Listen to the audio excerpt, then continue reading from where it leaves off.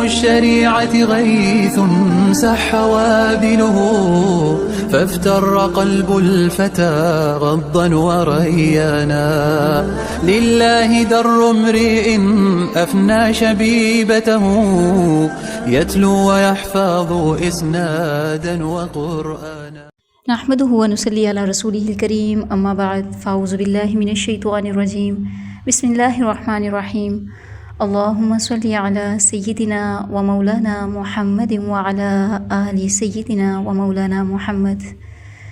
رویے میرے نبی صلی اللہ علیہ وسلم کے، آپ صلی اللہ علیہ وسلم کی حیات طیبہ کے اندر آپ صلی اللہ علیہ وسلم کے اعلیٰ ترین اخلاق، آپ صلی اللہ علیہ وسلم کی پاکیزہ سیرت کو جاننے کا ہمارا یہ جو سفر ہے، اس میں ہماری کوشش ہے، ہماری نیت ہے کہ ہم نبی معظم صلی اللہ علیہ وسلم کی سنتوں کے عین مطابق اپنے ہر چھوٹے بڑے عمل کو ڈھال سکیں۔ آپ صلی اللہ علیہ وسلم کی زندگی کا ایک ایک پہلو ہمارے لیے بہترین نمونہ ہے، اور اللہ تبارک و تعالیٰ نے اس کو تا قیامت قرآن اور احادیث میں محفوظ کر دیا۔ سو امت محمدیہ صلی اللہ علیہ وسلم ہونے کی حیثیت سے یہ ہم سب کا فرض ہے کہ ہم سیرت رسول صلی اللہ علیہ وسلم کا مطالعہ کریں، ہم ہمارے پیارے آقا و مولا حضرت محمد صلی اللہ علیہ وسلم کی رحمت للعالمین ہونے کے ایک ایک پہلو کو دیکھیں، اور آپ صلی اللہ علیہ وسلم کی عادات و اخلاق، آپ صلی اللہ علیہ وسلم کی پاکیزہ ترین سیرت کے مطابق اپنے آپ کو ڈھال سکیں۔ ہم اس سفر میں آپ صلی اللہ علیہ وسلم کی ولادت سے قبل سے لے کر اب تک کے جتنے حالات کو دیکھ چکے ہیں، غزوات سے ہماری بات جو ہے وہاں تک پہنچ چکی تھی، اور غزوات میں سے ہم غزوہ احد کا تذکرہ کر رہے ہیں۔ غزوہ احد میں ہم جہاں تک پہنچے تھے اس میں ہم نے ابھی تک دیکھا کہ کس طرح رسول اللہ صلی اللہ علیہ وسلم نے اول صف میں کھڑے ہو کر اپنے جانثار صحابہ کرام رضوان اللہ علیہم اجمعین کے ساتھ اللہ تبارک و تعالیٰ کے دین کا دفاع کیا، اور اس کے ساتھ ساتھ ہم نے یہ بھی دیکھا کہ کس طرح سے جنگ کے اندر رد و بدل ہوئے، آپ صلی اللہ علیہ وسلم کے قتل کی افواہ پھیلی اور مسلمانوں کی صفیں جو ہیں وہ کٹ گئیں، اور پھر یہ بھی دیکھا کہ کس طرح آپ صلی اللہ علیہ وسلم کے جانثار انصار صحابہ نے آپ صلی اللہ علیہ وسلم کی خاطر اپنی جانوں کا نذرانہ پیش کیا، اور آپ صلی اللہ علیہ وسلم کے مہاجر صحابہ میں سے حضرت سعد بن ابی وقاص رضی اللہ تعالیٰ عنہ جو تیر چلاتے چلے جا رہے تھے، آپ صلی اللہ علیہ وسلم ان کے سامنے اپنے تیر بھی بکھیرتے جا رہے تھے اور فرما رہے تھے کہ میرے ماں باپ آپ پر قربان، سعد آپ تیر چلائیے۔ اور پھر دوسری طرف حضرت طلحہ بن عبید اللہ رضی اللہ تعالیٰ عنہ کہ جنہوں نے ایسی مثال قائم کر دی کہ حضرت بکر صدیق رضی اللہ تعالیٰ عنہ نے ان کی حوصلہ افزائی کرتے ہوئے فرمایا کہ احد کی جنگ تو اصل میں طلحہ نے لڑی ہے، اور آپ صلی اللہ علیہ وسلم نے جب انہیں زخموں سے چور دیکھا، جو ان کے جسم پر لگنے والا ایک ایک زخم نبی کریم صلی اللہ علیہ وسلم کا دفاع کرتے ہوئے ان کے جسم کے اندر پیوست ہو گیا، اتنے گہرے زخم کہ حضرت بکر صدیق رضی اللہ تعالیٰ عنہ نے بتایا کہ اس زخم کے اندر آدمی کا پورا ہاتھ جا سکتا تھا۔ آپ صلی اللہ علیہ وسلم نے ان کی حالت دیکھتے ہوئے فرمایا کہ اگر کسی نے زندہ شہید کو دیکھنا ہو تو وہ طلحہ کو دیکھے۔ سو بہرحال اب ہم اس سلسلے کو آگے بڑھاتے ہیں اور دیکھتے ہیں کہ غزوہ احد کے اندر اور کون سی ایسی مراحل آئے اور کیا ایسے واقعات پیش آئے جس میں ہمارے نبی کریم صلی اللہ علیہ وسلم کے رویوں میں ہمارے لیے بے تحاشا اسباق موجود ہیں، اور اس کے ساتھ ساتھ چند ایک اور بھی حالات پر ہم کوشش کریں گے کہ نظر ڈال سکیں۔ تو اب دیکھیں اللہ کے نبی صلی اللہ علیہ وسلم ایک گھاٹی کے اندر مطمئن ہو چکے ہیں، اور حضرت علی رضی اللہ تعالیٰ عنہ جو ہیں وہ احد کے اندر ایک چشمہ موجود ہے جہاں سے پانی لے کر آئے آپ صلی اللہ علیہ وسلم کو، جب وہ پینے کے لیے آپ کے لیے پیش کیا، آپ صلی اللہ علیہ وسلم نے اس میں قدرے ایک ناگوار بو محسوس کی، جس کی وجہ سے اس کو پیا تو نہیں، البتہ اسے اپنا چہرہ دھویا اور اس کو سر پر بھی ڈال لیا، لیکن اس کے سبب زخم جو ہے وہ بہنے لگا، جو اس کا خون تھم نہیں رہا تھا، لہذا حضرت فاطمہ رضی اللہ تعالیٰ عنہ نے چٹائی کا ایک ٹکڑا جلا کر اس پر راکھ چپکا دی اور خون تھم گیا۔ ہم قربان جائیں نبی معظم صلی اللہ علیہ وسلم کی پاکیزہ زندگی پر کہ جنہوں نے اپنے مبارک جسم اطہر پر ہماری خاطر بہت سے زخم سہے، دین کی سربلندی کے لیے، اللہ تبارک و تعالیٰ کی رضا کے لیے، ہمیں یہ باور کروانے کے لیے کہ دین اسلام اللہ تبارک و تعالیٰ کی ایک ایسی نعمت ہے کہ جس کے لیے قربانی دیتے ہوئے ہمیں کسی بھی قسم کی قربانی سے دریغ نہیں کرنا، اور پھر اس کے ساتھ ساتھ عورتیں بھی پیش رہیں۔ صحابیات میں ہماری ماں حضرت عائشہ رضی اللہ تعالیٰ عنہ، اور اس کے ساتھ ساتھ باقی صحابیات حضرت ام سلیم رضی اللہ تعالیٰ عنہ، ان کے بارے میں آتا ہے کہ یہ بھی آ پہنچیں، یہ پانی سے مشکیزیں بھرتیں اور زخمیوں کو پانی پلا رہی تھیں۔ اسی طرح حضرت ام عمارہ رضی اللہ تعالیٰ عنہ کے بارے میں ان کے بارے میں آتا ہے کہ انہوں نے آگے بڑھ کر نبی کریم صلی اللہ علیہ وسلم کا دفاع کیا تھا اور ان کے کندھے پر زخم بھی آیا تھا۔ تو خواتین بھی پیش رہی ہیں اس غزوہ کے اندر۔ ہر غزوہ کے اندر خواتین نے، صحابیات نے اپنی اپنی خدمات پیش کی ہیں، اور ایک مومنہ عورت ہونے کی حیثیت سے ہمیں یہ بتایا ہے کہ ایک مومنہ عورت ہونے کے اعتبار سے ہماری نہ صرف گھر کے اندر بہت سی ذمہ داریاں ہوتی ہیں، بلکہ اگر دین کے دائرے میں دیکھا جائے تو بہت سی ذمہ داریاں دین اسلام کی اشاعت کے لیے اللہ تعالیٰ نے اور بھی ہمارے کندھوں پہ ڈالی ہیں۔ بہرحال اب اس میں دیکھیں کہ اسلامی تاریخ کے اندر یہاں اس غزوے کے دوران گفتگو اور ایک قرارداد بھی پیش ہوئی، جس کے بارے میں یہ آتا ہے کہ جب یہ سارا معاملہ ہو گیا نا، اور مشرکین واپسی کے لیے مکمل طور پر تیار ہو گئے کہ اب واپسی کا انہوں نے رخت سفر باندھنا تھا، تو ابو سفیان جو ہے وہ جبل احد پر نمودار ہوا اور آواز بلند کہنے لگا، کیا تم میں محمد صلی اللہ علیہ وسلم ہیں؟ کیونکہ آپ صلی اللہ علیہ وسلم کے قتل کی افواہ پھیل گئی تھی نا، تو کسی نے جواب نہیں دیا۔ پھر کہنے لگا، کیا تم میں ابو بکر ہیں؟ تب بھی کسی نے جواب نہیں دیا۔ پھر کہنے لگا، کیا تم میں عمر بن خطاب ہیں؟ کوئی نہ بولا، کیونکہ نبی کریم صلی اللہ علیہ وسلم نے انہیں جواب دینے سے منع کیا تھا۔ پھر کہنے لگا ابو سفیان کہ اچھا چلو ان تینوں سے تو فرصت ہوئی، جس پر حضرت عمر رضی اللہ تعالیٰ عنہ جو تھے وہ بے قابو ہو گئے اور بولے، او اللہ کے دشمن، جن کا تو نے نام لیا ہے وہ سب زندہ ہیں، اور ابھی اللہ تبارک و تعالیٰ نے تیری رسوائی کا سامان باقی رکھا ہے۔ ابو سفیان کہنے لگا کہ دیکھو تمہارے مقتولین کے جسموں کے اعضاء کاٹے گئے ہیں، اور میں نے ایسا کرنے کا نہیں کہا تھا، یعنی میں نے نہیں کہا تھا کہ ان کے اعضاء کاٹے جائیں، البتہ کاٹے گئے ہیں، سو اس کا میں نے برا بھی نہیں منایا۔ پھر اس نے اپنے بت جس کی وہ عبادت کرتے تھے اس کی بلندی کا نعرہ لگایا، کہا جاتا ہے اعلو حبل، یعنی حبل بلند ہو۔ نبی کریم صلی اللہ علیہ وسلم نے صحابہ کو جواب سکھایا کہ تم بھی نعرہ لگاؤ، تم کہو اللہ اعلی و اجل، اللہ اعلی و برتر ہے۔ پھر ابو سفیان نے نعرہ لگایا، لنا العزى ولا عزى لكم، ہمارے لیے عزا ہے، تمہارے لیے کوئی عزا نہیں۔ نبی کریم صلی اللہ علیہ وسلم نے فرمایا کہ تم کہو اللہ مولانا ولا مولا لكم، اللہ ہمارا مولا ہے، تمہارا کوئی مولا نہیں۔ دیکھیں بندہ مومن کی جو طاقت ہے وہ اللہ تبارک و تعالیٰ کی معیت میں پوشیدہ ہے۔ ایک مومن کی سب سے بڑی خوشی پتہ کیا ہوتی ہے؟ اللہ کا ساتھ، کہ ہمارے ساتھ اللہ ہے، اللہ کی رضا ہے، وہ راضی ہے اس کام میں ہم سے، یہ سب سے بڑی کامیابی ہے ہماری۔ سو بہرحال اس کے بعد ابو سفیان نے کہا کہ کتنا اچھا کارنامہ رہا، آج کے دن جو ہے وہ بدر کے دن کا بدلہ ہو گیا، اور لڑائی جو ہے وہ ڈول ہے، یعنی برابر ہے۔ حضرت عمر رضی اللہ تعالیٰ عنہ کہنے لگے برابر نہیں ہے، ہمارے مقتولین جنت میں ہیں، تمہارے مقتولین جہنم میں ہیں۔ ابو سفیان نے کہا اچھا اگر تم یہی سمجھتے ہو تو پھر تو ہم بڑے ناکام اور نامراد رہے۔ پھر ابو سفیان نے حضرت عمر رضی اللہ تعالیٰ عنہ کو بلایا اور کہا، عمر میں اللہ کا واسطہ دے کر پوچھتا ہوں کیا ہم نے محمد صلی اللہ علیہ وسلم کو قتل کر دیا؟ حضرت عمر رضی اللہ تعالیٰ عنہ نے کہا واللہ نہیں، وہ ابھی بھی تمہاری باتیں سن رہے ہیں۔ ابو سفیان نے کہا کہ تم میرے نزدیک ابن قمعہ سے زیادہ سچے ہو۔ اب ابن قمعہ کون تھا؟ یہ وہ بندہ تھا جس نے یہ افواہ پھیلائی تھی کہ محمد صلی اللہ علیہ وسلم قتل ہو گئے ہیں۔ بہرحال اس کے بعد ابو سفیان نے پکارا کہ آئندہ سال بدر میں پھر لڑنے کا وعدہ ہے۔ آپ صلی اللہ علیہ وسلم نے ایک صحابی سے کہا کہ اس کو کہہ دو ٹھیک ہے، یہ بات ہمارے درمیان طے ہوگی۔ اب یہ معاہدہ ہو گیا۔ بہرحال اب مشرکین کی واپسی اور مسلمانوں نے کیا کیا کہ شہیدوں اور زخمیوں کی خبر گیری شروع کی۔ ابو سفیان جو ہے وہ کوچ کر گیا، وہ اونٹوں پر سوار ہوئے، گھوڑوں کو انہوں نے اپنے پہلوؤں میں رکھا۔ پہلوؤں میں اس لیے رکھا، اس کا مطلب یہ تھا کہ ان کا ارادہ مکہ کا ہے، یعنی یہ مسلمانوں پر محض اللہ کا فضل تھا، کیونکہ مشرکین اور مدینہ کے درمیان اس وقت کوئی نہیں تھا۔ آپ سوچیں اگر ابو سفیان اپنے قافلے کا رخ مدینہ کی طرف کر لیتا نا تو وہاں بچے عورتیں محفوظ تھے اور بہت بڑی مشکل کا سامنا ہو سکتا تھا، لیکن اللہ تعالیٰ نے انہیں مدینہ میں داخل نہیں ہونے دیا۔ اللہ انسان اور اس کے دل کے درمیان حائل ہو جاتا ہے، انہیں پھیر دیتا ہے۔ یہ ہوتی ہے اللہ کی معیت۔ جہاں انسان کی سوچ بھی نہیں جا سکتی نا، وہاں اللہ تعالیٰ ہمارے لیے معاملات کو ہموار کر رہا ہوتا ہے، وہاں اللہ ہمارا دفاع کر رہا ہوتا ہے۔ جہاں ہم کوئی کبھی بے شکر جاتے ہیں یا جہاں ہر دشمن کے لیے ہر راستہ کھل جاتا ہے کہ وہ ہمیں نقصان پہنچا سکے، لیکن اللہ نے فیصلہ کیا ہوتا ہے کہ میرے بندے کو یہ نقصان نہیں پہنچنا چاہیے۔ اچھا اب اس کے بعد دیکھیں بڑا ایک دلوں کو موم کر دینے والے واقعات جو وہاں ہوئے کہ مسلمانوں نے زخمیوں اور شہیدوں کی کھوج اور خبر لینے کے لیے میدان میں اترنا شروع کیا۔ بعض لوگوں نے بعض شہیدوں کو مدینہ منتقل کر دیا تھا، لیکن آپ صلی اللہ علیہ وسلم نے حکم دیا کہ انہیں ان کی شہادت گاہوں میں واپس لایا جائے۔ سارے شہداء کو واپس لایا گیا، پھر انہیں غسل اور نماز کے بغیر انہی کپڑوں میں دفن کر دیا گیا تھا۔ اب دیکھیں ایک بڑا ایمان افروز واقعہ جو بھی آپ کے سامنے بیان کر رہی ہوں کہ آپ صلی اللہ علیہ وسلم نے 2 اور 3 شہیدوں کو ایک ہی قبر کے اندر دفن کیا، اور بسا اوقات 2 شہیدوں کو ایک ہی کپڑے کے اندر جمع فرمایا، کیونکہ مسلمانوں کے پاس کفن پہنانے کے لیے بھی کچھ نہیں تھا۔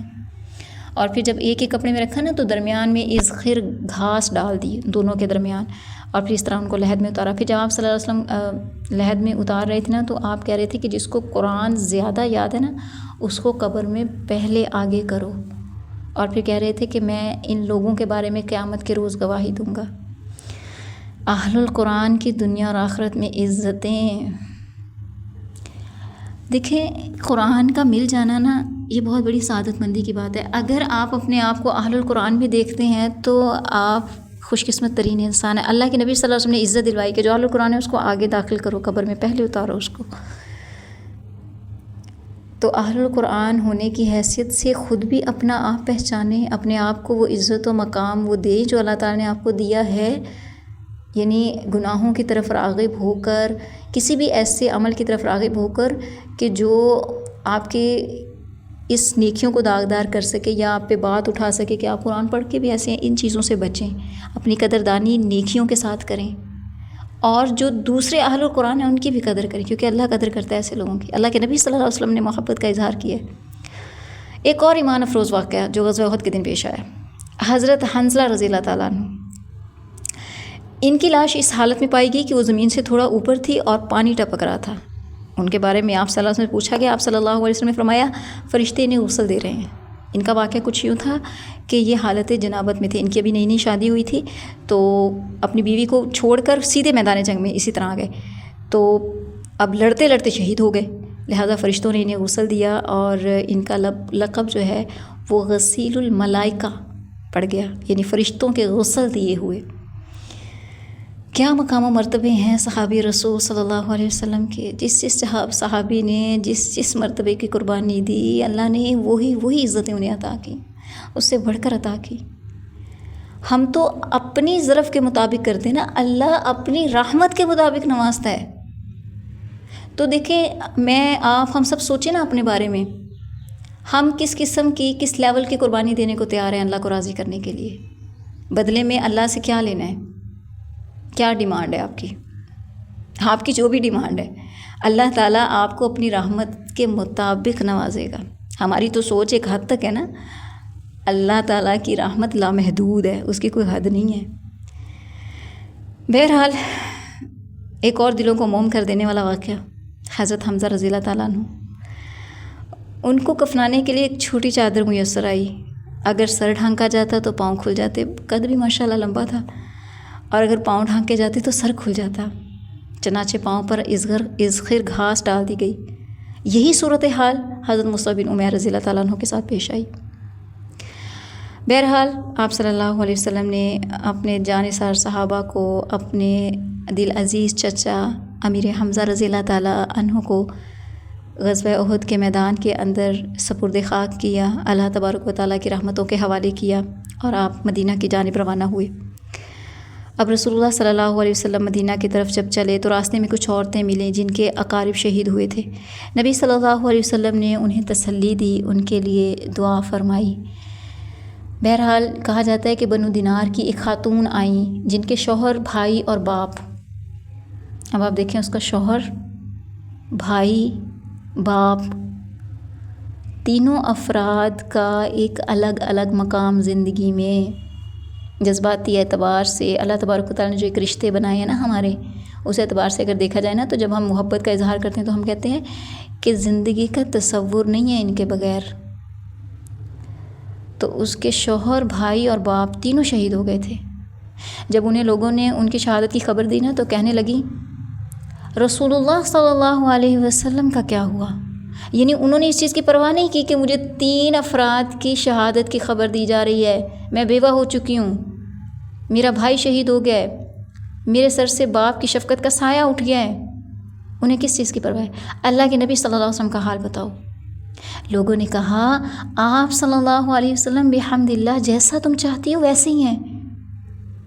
تو کہنے لگی مجھے دکھلا دو، یعنی میں دیکھ لوں اللہ کے نبی صلی اللہ علیہ وسلم کو، پھر مجھے تسلی ہو جائے. تو لوگوں نے اشارے سے بتا دیا کہ وہ رہے اللہ کے نبی صلی اللہ علیہ وسلم. جب ان کی نظر آپ صلی اللہ علیہ وسلم پر پڑی تو بے ساختہ پکار اٹھیں، کل مصیبت بعدک جلل، کہ آپ صلی اللہ علیہ وسلم کے بعد ہر مصیبت ہیچ ہے. یہ ہے اصل محبت. ایک مومن ہونے کی حیثیت سے ہم سب سے محبتوں کا تقاضا یہ ہے.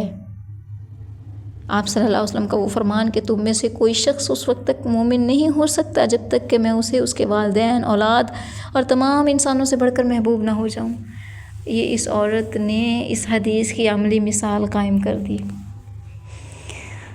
ہم تو اپنے آپ میں شرمندہ ہو جائیں اس مثال کو دیکھ کر، ان کی اس محبت کو دیکھ کر. بہرحال مدینہ پہنچ کر مسلمانوں نے ہنگامی حالت میں رات گزاری. زخم، تھکان، غم و الم کا عالم تھا، اور پھر دشمن کی نقل و حرکت پر بھی نظر رکھی جا رہی تھی. یہ بھی تھا کہ اچانک سے کوئی حملہ نہ کر دے. تو تیار تھے سب کہ اگر دوبارہ بھی دشمن آتا ہے تو ہم ان سے دو ہاتھ کر لیں گے. اچھا، اس کے بعد یہ ہوا کہ اگلی صبح بھی ایک خاص معرکہ ہوا جس میں غزوہ حمراء الاسد کا ذکر آتا ہے. اس کی بھی ایک تاریخ کے اندر جو ہے وہ روایات ملتی ہیں ہمیں تفصیل کے ساتھ. پھر اس کے ساتھ ساتھ اور بھی حادثے اور غزوات پیش آئے جس میں رجیع کا حادثہ بتایا جاتا ہے، صفر 4 ہجری میں پیش آیا. تاریخ کے اندر اس کی بھی تفصیلی روایات موجود ہیں. اور اس کے ساتھ ساتھ بئر معونہ کا المیہ، یہ بھی ایک خاص واقعہ جو ہے وہ اس دوران پیش آیا. غزوہ بنو نذیر یہ بھی پیش آیا تھا. اس میں یہ ہوا تھا کہ یہ جو بنو نذیر تھے، یہود تھے، انہوں نے نبی کریم صلی اللہ علیہ وسلم کے ساتھ دھوکہ کیا تھا. یہاں تک کہ یہ بھی کہا جاتا ہے کہ آپ صلی اللہ علیہ وسلم کو انہوں نے پہلے بات چیت کے لیے بلایا. آپ صلی اللہ علیہ وسلم جب ایک دیوار کے ساتھ ٹیک لگا کر بیٹھ گئے نا تو یہود آپس میں اکٹھے ہو گئے، ان پر شیطان سوار ہو گیا. کہنے لگے کہ ایک چکی لے لیتے ہیں اور وہ دیوار کے اوپر سے نعوذ باللہ آپ صلی اللہ علیہ وسلم پر گرا دیتے ہیں. تو کہنے لگے کون ہے جو اس چکی کو لے جا کر اوپر جائے اور آپ صلی اللہ علیہ وسلم کے سر پر گرا دے. اس پر ان کا سب سے بدبخت ترین شخص تو تھا نا، اس کا نام عمر بن جحاش بتایا جاتا ہے. وہ اٹھا تو اس نے کہا میں یہ کام کرتا ہوں. ادھر حضرت جبرائیل علیہ السلام نے آ کر نبی کریم صلی اللہ علیہ وسلم کو ان کے ارادے کی خبر دے دی. چنانچہ آپ صلی اللہ علیہ وسلم تیزی سے اٹھے اور مدینہ چلے آئے. اور آپ صلی اللہ علیہ وسلم سے آپ کے صحابہ بھی آن ملے. آپ نے ان کی سازش کے بارے میں انہیں اطلاع دے دی تھی. تو ان کے ساتھ بھی یہ غزوہ ہوا تھا. پھر اس کے بعد وہ، اگر آپ کو ابھی یاد ہو نا، ابھی ہم نے پڑھا کہ ابو سفیان نے کہا تھا اگلے سال پھر اکٹھے ہوں گے. تو اگلے سال آپ صلی اللہ علیہ وسلم تو پہنچ گئے وعدے کے مطابق، لیکن کہا جاتا ہے کہ 8 دن وہاں قیام کیا، انتظار کیا، ابو سفیان آیا ہی نہیں، وعدے کی خلاف ورزی کی. بہرحال مسلمان جو ہیں واپس آئے، اور کہا جاتا ہے وہاں پھر مسلمان نے تجارت وغیرہ بھی کی. اور پھر اس کے بعد اللہ تعالیٰ نے حکم دیا واپسی کا، رخت سفر باندھا. اچھا، اب ہم جس غزوے پہ تھوڑی تفصیلاً بات کریں گے نا، وہ غزوہ خندق ہے. کچھ چیزوں کو میں نے مختصر اس لیے چھوڑ دیا کہ اس میں بہت سے ایسے سیرت کے واقعات ہمیں مل سکتے ہیں جس میں ہم عملی طور پر اپنی کچھ چیزوں کو دیکھ سکیں. ہاں، کچھ واقعات روایات کے اندر، تاریخ کے اندر ایسے ہیں کہ جس میں آپ صلی اللہ علیہ وسلم کی سیرت کے ساتھ ساتھ آپ صلی اللہ علیہ وسلم کے صحابہ کی سیرت میں ہمارے لیے بہت گہرے اسباق ہیں. تو اصل ہمارا مقصد آپ صلی اللہ علیہ وسلم کی سنت کو لینا اور اس کے مطابق اپنے آپ کو ڈھالنا ہے. سیرت کی بہت سی کتب کا آپ مطالعہ کر سکتے ہیں، آپ تاریخ کا مطالعہ کر سکتے ہیں. تو یہاں ہمارا جو یہ کورس ہے رویہ میرے نبی صلی اللہ علیہ وسلم کے، اس میں جو ہمارا اصل مقصد ہے ہم نے اس کو حاصل کرنا ہے، اس پہ نظر رکھنی ہے اور اپنی نیتوں کو بھی اللہ کے لیے خالص رکھنا ہے. تو ہم غزوہ خندق پہ بات شروع کرتے ہیں. اچھا، اس میں یہ تھا کہ مکمل باقاعدہ یہودیوں نے اس کے بارے میں پروپیگنڈا کیا تھا، اور تقریباً 10,000 کا لشکر غالباً بتایا جاتا ہے جو اس کے لیے اکٹھا ہوا تھا. اور مسلمانوں کو ہر طرف سے خطرہ تھا، چاروں طرف سے مدینہ کے اعتبار سے نا. تو اب کہا جاتا ہے کہ مدینہ کے ارد گرد جو اگر آپ چٹانیں ہیں نا ان کو کھودیں گے تو لاوے نکلنے کا خدشہ ہوتا ہے. تو ایک ہی راستہ ہموار تھا اور اسی راستے سے خطرہ تھا کہ دشمن جو ہے وہ ادھر سے آ سکتا ہے. اب اس طرف حضرت سلمان فارسی رضی اللہ تعالیٰ عنہ نے خندق کھودنے کا مشورہ دے دیا. یہ رائے پسند کی گئی اور اسی پر اتفاق ہو گیا.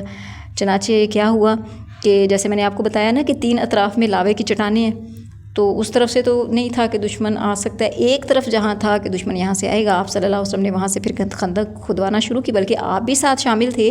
آپ صلی اللہ علیہ وسلم نے ہر 10 آدمیوں کو 40 ہاتھ خندق کھودنے کا کام سونپا اور خود خندق کھودنے اور مٹی ڈھونے میں شریک ہوئے۔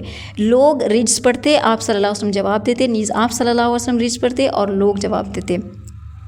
لوگوں نے خندق کھودنے میں بڑی مشقتیں برداشت کی، بالخصوص سردی کا موسم تھا اور بھوک کی شدت۔ اب دیکھیں، اس قدر سردی ہو، جاڑے کا موسم ہو، اور اس میں آپ نے کھدائی کا کام کرنا ہے، اور کھدائی کا کام بھی آپ کے پاس کوئی مشینری نہیں ہے کہ آپ اس مشینری کو چلائیں گے اور زمین جو ہے وہ کھودنا شروع ہو جائے گی۔ ہاتھوں سے کام کیا لوگوں نے، اور آپ صلی اللہ علیہ وسلم نے ہر 10 آدمی کے ذمہ کام لگایا تھا کہ 40 ہاتھ خندق کھودنی ہے، 10 لوگوں نے۔ اتفاق، ڈسپلن، مینجمنٹ، صف بندی، ہم یہ جملہ کتنے آرام سے کہہ جاتے ہیں نا، اتفاق میں برکت ہے۔ کوئی بھی کام جو آپ متحد ہو کر کرتے ہیں وہ نہ صرف احسن طریقے سے ہوتا ہے بلکہ اس میں خیر کثیر ہوتی ہے، برکت ہوتی ہے۔ اس لیے آپ صلی اللہ علیہ وسلم نے 10 لوگوں کا گروہ بنایا، اور پھر سخت سردی کا موسم، ایک دوسرے کو لوگ حوصلہ دیتے ہیں، ہمت دیتے ہیں کہ چلو ہم ساتھ ہیں، آپ کریں۔ تو دیکھیں، دین کے کاموں میں جہاں آپ خود آگے بڑھتے ہیں وہاں لوگوں کو بھی اپنے ساتھ شامل کریں۔ نیکیوں کے کام میں دوسروں کو شریک کرنا یہ بھی بہت بڑی نیکی ہے۔ بہرحال مزید حالات یہ تھے کہ ہتھیلی بھر جو لائے جاتے، یعنی تھوڑے سے جو، اور بو دینے والی چربی چکنائی کے ساتھ کھانا بنایا جاتا، لوگ اسی کو کھا لیتے، حالانکہ حلق سے اس کا گزرنا مشکل ہوتا تھا۔ لوگوں نے رسول اللہ صلی اللہ علیہ وسلم سے بھوک کی شکایت کی اور اپنے پیٹوں پر ایک ایک پتھر بندھا ہوا دکھایا، کیونکہ دیکھیں بھوک کی شدت ہو نا تو انسان لاغر ہو جاتا ہے، کام کرنا مشکل ہو جاتا ہے، تو لوگوں نے اپنے پیٹ باندھ لیے پتھروں کے ساتھ تاکہ کام آسانی سے ہو سکے۔ صحابہ اکرام رضوان اللہ علیہ مجمعین کی قربانیوں پر بھی ہم قربان جائیں، لیکن بات آئی آپ صلی اللہ علیہ وسلم کی قربانیوں کی۔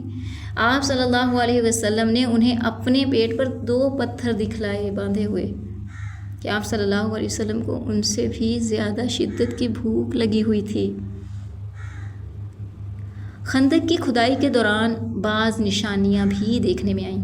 حضرت جابر رضی اللہ تعالیٰ عنہ نے رسول اللہ صلی اللہ علیہ وسلم کی بھوک کی سختی دیکھی نا تو وہ صبر نہیں کر سکے، اپنی بکری کا ایک بچہ ذبح کیا اور اپنی بیوی سے کہا کہ تقریباً 2.5 کلو جو پیس لو، تو انہوں نے روٹیاں بنائیں اس کی، اور وہ بکری جو ذبح کی اس کا کھانا بنا لیا۔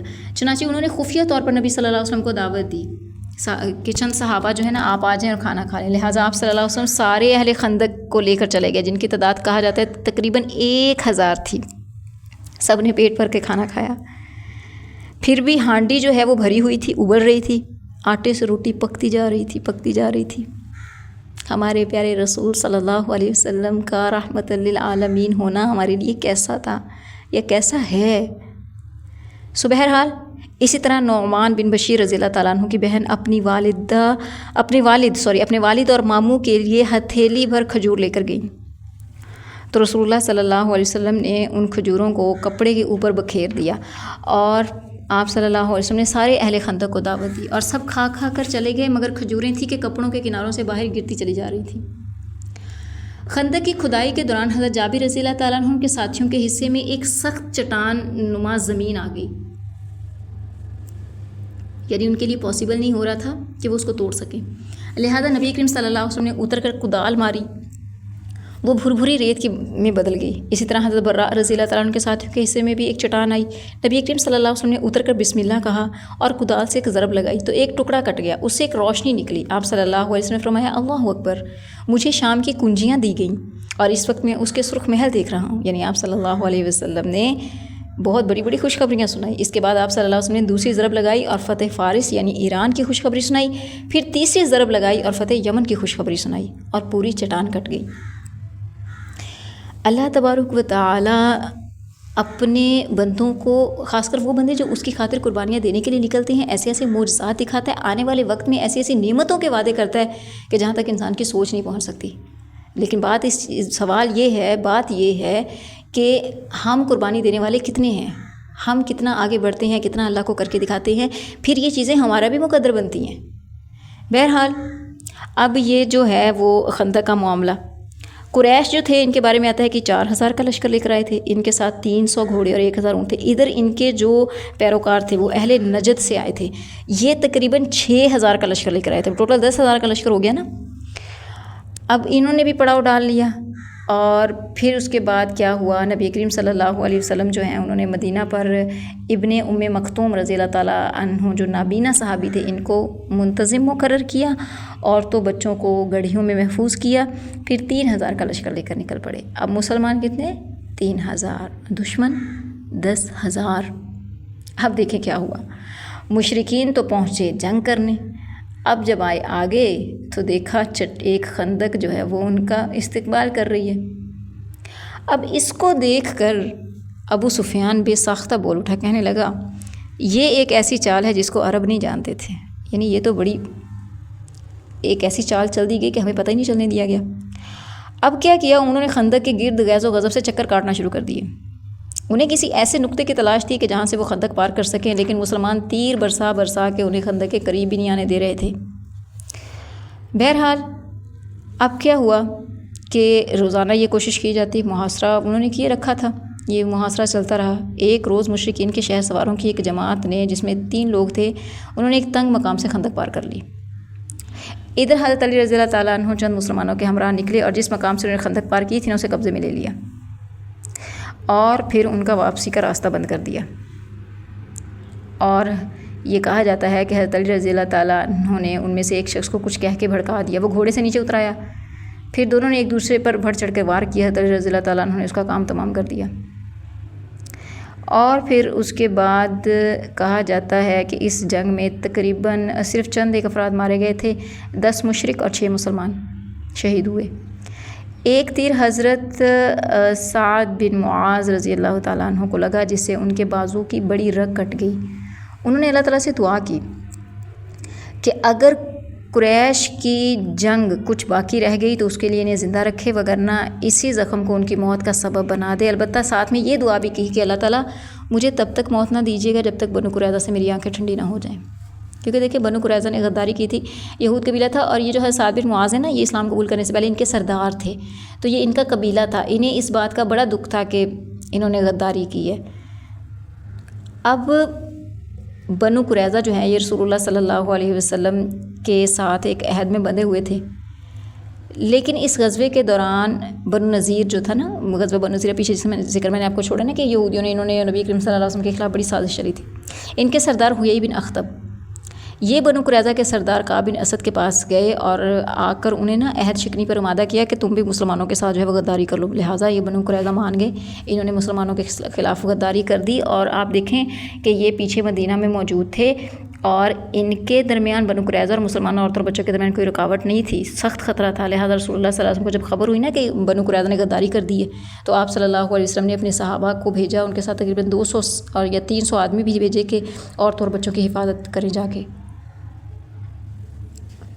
بہرحال یہ تو تھی ان کی غداری۔ آپ صلی اللہ علیہ وسلم نے اس کی باقاعدہ تحقیق بھی کی تھی کہ آیا انہوں نے یہ کیا یا نہیں کیا۔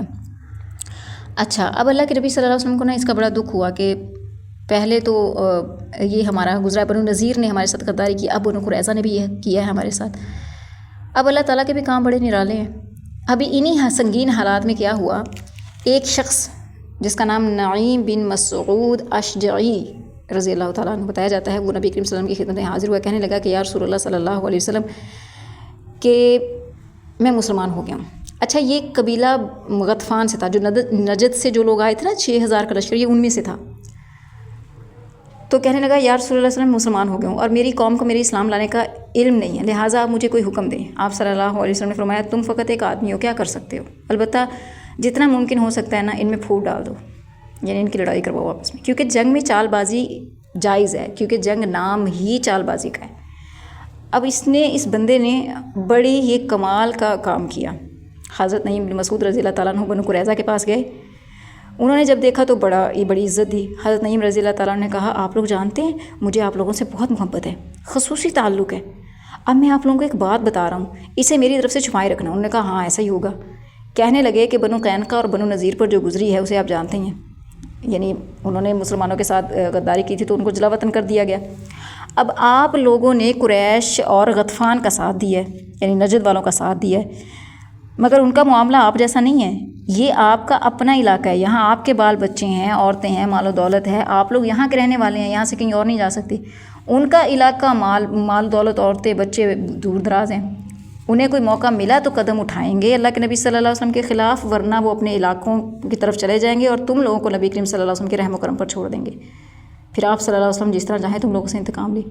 یہ سن کر وہ چونک پڑے، کہنے لگے اب کیا کریں؟ حضرت نعیم کہنے لگے جب تک قریش، یعنی وہ آدمی جب تک قریش اپنے آدمی یرغمالی طور پر تمہیں نہ دیں تم ان کے ساتھ جنگ میں شریک نہ ہونا، یعنی تم انہیں کہو پہلے کچھ آدمی ہم یرغمالی کے طور پر دو، پھر ہم جنگ کریں گے تم لوگوں کے ساتھ، پھر ہم نبی صلی اللہ علیہ وسلم کے ساتھ غداری کریں گے ورنہ نہیں۔ تو وہ کہنے لگے آپ نے تو بڑی اچھی رائے دی۔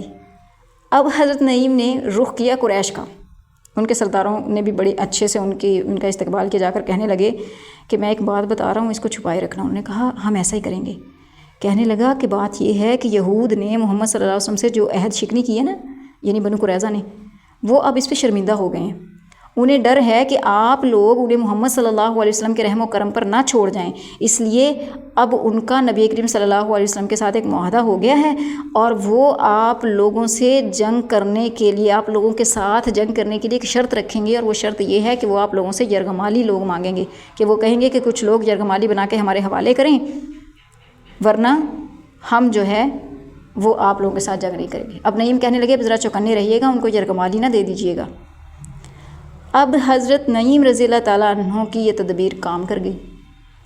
ادھر بنو قریظہ نے قریش کے لوگوں سے یرغمالی مانگ لیے، قریش نے کہا دیکھا نعیم نے سچ کہا تھا، اور ادھر جب قریش نے ان کو یرغمالی دینے سے انکار کیا تو بنو قریظہ کہنے لگے ہم تو نہیں جنگ کریں گے پھر اگر آپ لوگ یرغمالی نہیں دیں گے۔ تو اس طرح قریش کو بھی یقین آ گیا اور بنو قریظہ کو بھی یقین آ گیا کہ حضرت نعیم جو ہیں وہ سچے ہیں۔ اس دوران مسلمان یہ دعا کر رہے تھے اللہم استر عوراتنا و آمن روعاتنا، اے اللہ ہماری پردہ پوشی فرمانا اور ہمیں ان خطرات سے محفوظ فرمانا۔ بہرحال اللہ تعالیٰ نے دعا قبول کی، اللہ کے نبی صلی اللہ علیہ وسلم نے دعا کی تھی اللہم منزل الکتاب سریع الحساب اہزم الاحزاب اللہم مہزمہم وزلزلہم، اے اللہ اے کتاب کو اتارنے والے، اے جلد حساب لینے والے، انہیں شکست دے اور جھنجھوڑ کے رکھ دے۔ اللہ تعالیٰ نے دعا قبول کی اور مشرکین پر سرد ہواؤں اور فرشتوں کا لشکر بھیج دیا جس نے ان کو ہلا ڈالا، ان کے دلوں میں رعب ڈال دیا، ان کی ہانڈیاں الٹ گئیں، ان کے خیمے اکھڑ گئے، کڑکڑاتی سردی نے انہیں الگ مار ماری اور وہ اپنی جگہ ٹک نہ سکے، لہٰذا انہیں کوچ کرنا پڑا۔ نبی کریم صلی اللہ علیہ وسلم نے حضرت حذیفہ بن یمان رضی اللہ تعالیٰ عنہ کو ان کی خبر لینے کے لیے بھیجا۔ وہ آئے اور آ کر رسول اللہ صلی اللہ علیہ وسلم کو یہ بتایا کہ دشمن جو ہے وہ بھاگ چکا ہے۔ چنانچہ نبی کریم صلی اللہ علیہ وسلم کو اللہ تبارک و تعالیٰ نے اس طرح اپنی خاص معیت کے ساتھ نوازا۔ صبح ہوئی تو مسلمانوں نے دیکھا کہ کفار کی طرف سے جو میدان جنگ ہے وہ بالکل خالی ہو چکا ہے۔ سو یہ اللہ تبارک و تعالیٰ کی ایک خاص معیت تھی۔ پھر اس کے بعد سلسلہ کس طرف چلا اور اسی دن ایک اور اہم کام کیا پیش آیا، یہیں سے ہم سلسلہ آگے بڑھائیں گے، اور ان غزوات پہ مختصر بات کرنے کے بعد ہم کچھ ایسے پرنور واقعات کی طرف اپنے سلسلے کو لے کر جائیں گے جس میں ہم یہ دیکھیں گے کہ اخلاق نبی صلی اللہ علیہ وسلم کے ذریعے کیسے سنہری واقعات پیش آئے کہ جن واقعات کی بدولت کئی ایک جانثار صحابہ، کئی ایک لوگ جو ہیں وہ جانثار صحابی بن کر دائرہ اسلام میں داخل ہوئے۔ وآخر دعوانا ان الحمد للہ رب العالمین۔ علم الشریعة غیث سح وابله فافتر قلب الفتى غضا وريانا لله در امرئ أفنى شبيبته يتلو ويحفظ إسنادا وقرآنا